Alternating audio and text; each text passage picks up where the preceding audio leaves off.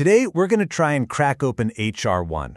It's one of those massive pieces of legislation that can feel, totally impenetrable. But if you think about it this way, it helps. Every big bill is really a blueprint. It's laying out a country's priorities, but it's written in the language of law and money.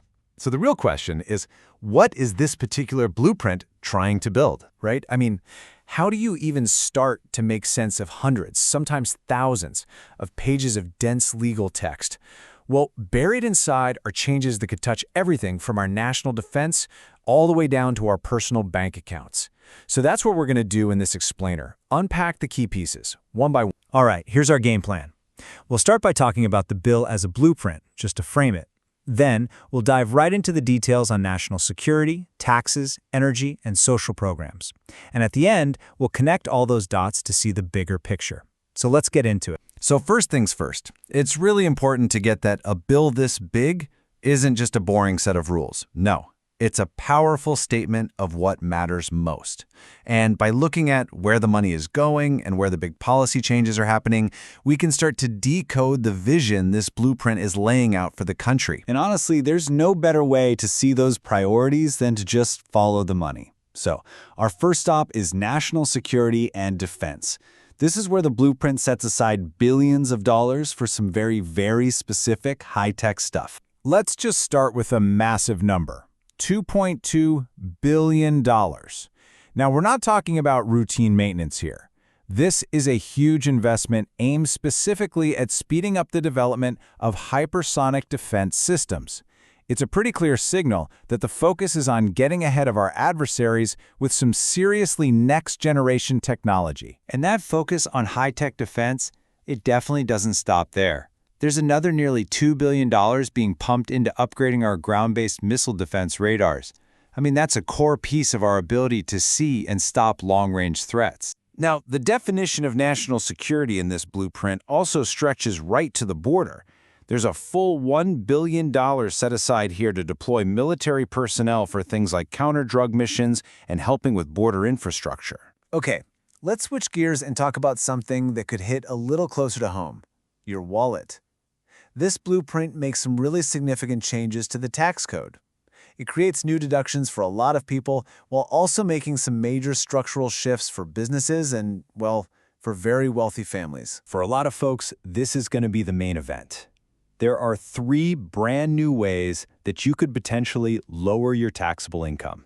So let's break down who might actually see a benefit here. So, what are we actually looking at?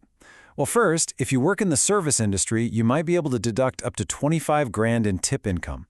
Second, there's a totally new deduction for overtime pay. And third, you could deduct up to $2,500 in interest on a new car loan. But here's the key part. Notice how each of these starts to phase out for higher income earners. That's a sign that the relief is really being targeted to specific income brackets. But it's not just about those individual deductions. There's also a fundamental, pretty huge change to the estate and gift tax. The basic exemption amount, that's how much of an estate can be passed on completely tax-free, is being tripled. It jumps from a $5 million base all the way up to a $15 million base. That's a shift that will dramatically change the game for financial planning, especially for wealthier families. Okay, let's turn to energy. And honestly, this section might be the clearest example of a major policy pivot in the entire bill. The blueprint here is defined just as much by what's being removed as by what's being added. And it signals a really significant shift in the country's whole energy strategy. So first, let's look at what's on the chopping block. The blueprint explicitly gets rid of a whole range of tax credits that were designed to encourage clean energy.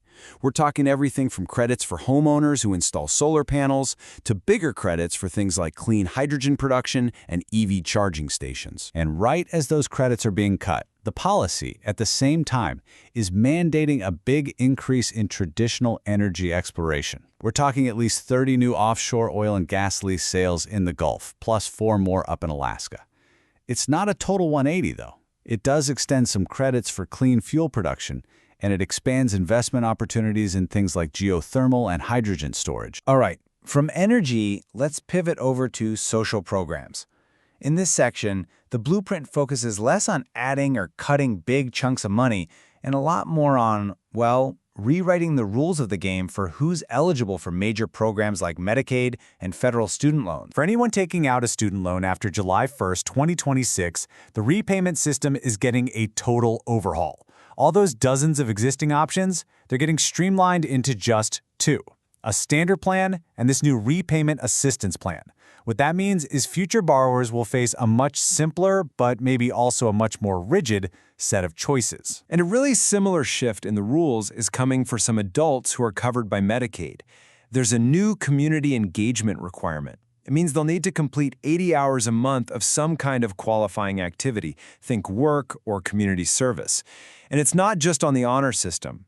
States will have to verify this, and after a 30-day notice, someone who isn't complying could actually be disenrolled from the program. So, we've walked through defense spending, tax cuts, energy policy, and some big changes to social programs.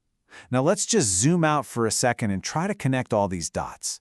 What's the larger picture that starts to emerge when we put all these pieces of the blueprint together? Well, four major themes really stand out. First, you've got a defense policy that's all about technological superiority and reinforcing the border. Second, a tax policy that offers some targeted relief to workers, but also a really significant break for large estates. Third, a super clear pivot in energy policy, away from many renewable incentives and toward fossil fuels. And finally, a social policy that, across the board, tightens eligibility and restructures how people access key safety net programs. And that brings us right back to our central question. You know, every law is a choice, and every budget is a statement of values. This bill, HR1, is a really detailed blueprint, and it's filled with very specific choices. So looking at what it funds, what it cuts, and whose rules it changes, we're left with one final thought to chew on. What kind of future is this blueprint designed to build? Thanks for joining us for this explainer.